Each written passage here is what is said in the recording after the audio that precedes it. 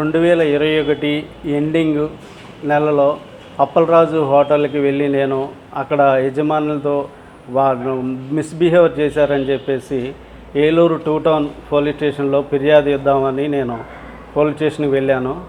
అక్కడ ఉన్నటువంటి రిసెప్షన్లో ఉన్న వారికి నా ఫిర్యాదు తీసుకున్నవారు రిసిప్ట్ ఇవ్వాలనే సాంప్రదాయాన్ని మరుస్తున్నారా ఏంటమ్మా, ఫిర్యాదుకి రసీదు ఇవ్వండి, ఎస్ఐసిఏ గారు వచ్చిన తర్వాత వచ్చి కలుస్తాను అని అంటే, మేము రసీదు ఇవ్వండి, మా సార్ గారు చెప్తే కానీ అవదు అన్నమాట చెప్పడము.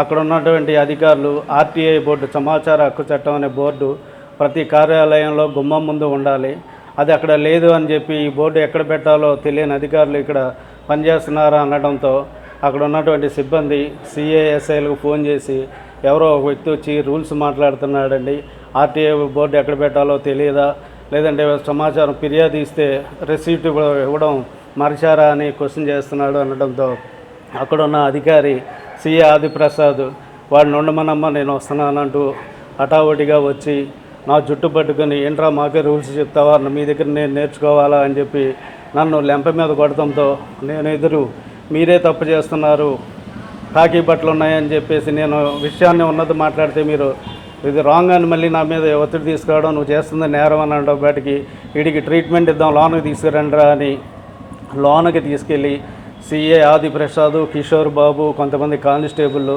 నన్ను చిత్రహింసలు చేశారు. 3rd డిగ్రీ ఉపయోగించి అరికాళ్ళ మీద, కాళ్ళ మీద, మొహం మీద వాసిపోయేటట్టు విపరీతమైన థ్రెడ్ చేసి ఆ రోజంతా సెల్ గదిలోనే నన్ను పడేసి మరుసటి రోజున మా ఇంటికి ఫిర్యాదు చేసి మీ వాడు ఎక్కడో దెబ్బలు తగిలి మా స్టేషన్కి వచ్చాడు, మీ వాడిని తీసుకెళ్ళనని మా ఇంటి వారికి సమాచారం ఇచ్చారు. అక్కడి నుంచి మా ఇంటి వారు వచ్చి నన్ను తీసుకెళ్ళిన తర్వాత నేను ఏదైతే అప్పలరాజు హోటల్ మీద ఫిర్యాదు పెట్టానో ఆ ఫిర్యాదుని వాళ్ళే నన్ను కొట్టినట్టు, ఈ దెబ్బలన్నీ హోటల్ వాళ్ళ వల్లే నాకు తగిలినట్టు వీళ్ళు కొత్తగా కవిత్వం రాసి ఎఫ్ఐఆర్ ఫిర్యాదునే మార్చేశారు. అయ్యో ఏంటి వీళ్ళు ఇలా చేశారని చెప్పేసి వెంటనే మా పెద్దల్ని సంప్రదించి అన్నగారు నాకు ఇలా జరిగింది, ఇప్పుడు ఏం చేయాలని సలహా తీసుకుంటే వాళ్ళు హ్యూమన్ రైట్స్ కమిషన్కి వెళ్ళి కలువు ఈ జరిగిన విషయాన్ని అక్కడ తెలియపరచనగా ఏలూరు జిల్లా కోర్టులోని హ్యూమన్ రైట్స్ని సంప్రదించి వారికి నా దెబ్బలతో ఉన్న నన్ను చూసి నన్ను బోన్లో కూర్చోబెట్టి నా యొక్క వాంగ్మూలాన్ని, నా యొక్క విధానాన్ని చెప్పినంత రికార్డ్ చేసి వెంటనే ఎమ్మెల్సీ ప్రభుత్వ హాస్పిటల్కి, ఏలూరు గవర్నమెంట్ హాస్పిటల్కి నన్ను పంపించి ఎమ్మెల్సీ రికార్డ్ చేసి తదుపరి ఎస్ఐ సిఐలకు నోటీసులు ఇచ్చి వారిని కోర్టుకి పిలిపించే పరిస్థితి చేశారు. తదుపరి అక్కడ నుంచి ఎస్ఐ సిఐ గారు అక్కడున్న జడ్జి గారు డైరెక్షన్ మేరకు ఇది సంబంధించిన మేజిస్ట్రేట్ కోర్టు నుంచి ఇది రావాలి అని చెప్పి నాకు డైరెక్షన్ ఇచ్చి ఫస్ట్ కేసు వేయమని 3 టౌన్ పోలీస్ స్టేషన్లో ప్రైవేట్ కంప్లైంట్ అప్లై చేశాను. ఈ రోజుకి సంవత్సరం నుంచి ఎస్పీ చుట్టూ తిరిగిన, డిఐజీ చుట్టూ తిరిగిన, డీజీపీ చుట్టూ తిరిగిన పోలీస్ వ్యవస్థ అనేది ఒక పిచ్చుకూడి నాటక వ్యవస్థలాగా తయారైంది. ఎవరి దగ్గరికి వెళ్ళినా పని అవ్వదు అనేది నాకు అర్థమైంది. కనుక ప్రజలకి నేను చెప్పేది ఏంటంటే పోలీస్ స్టేషన్కి ఎవరో తిరగదు, ఏ ఫిర్యాదు నిమిస్తానైనా ప్రైవేట్ కేసు వేస్తేనే వాళ్ళని మనం ఎఫ్ఐఆర్లు కట్టించి కోర్టుకి పిలిపించగలం.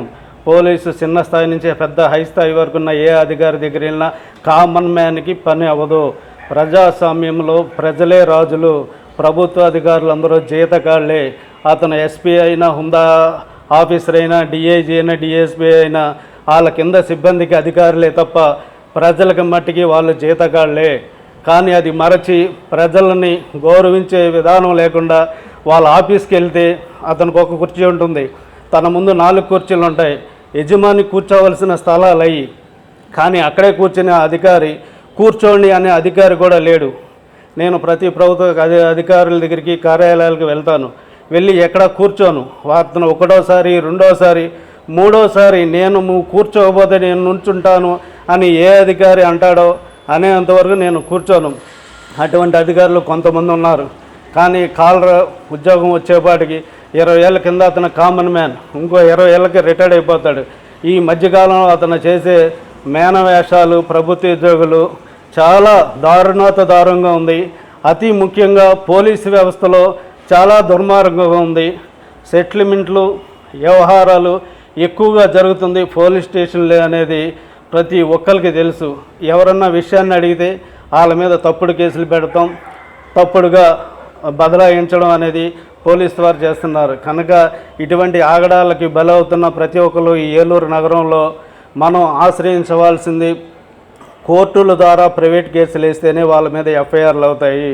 కనుక అది మరచి ఎవరన్నా కానీ స్టేషన్ చుట్టూ తిరిగితే మన చెప్పులు అరిగిపోతాయే తప్పించి ఈ పోలీసులు పై స్థాయి నాయకులు కూడా పట్టించుకోరు. కనుక నాకు జరిగిన అన్యాయానికి ఆది ప్రసాద్, కిషోర్ బాబులని ఈ సిటీలకు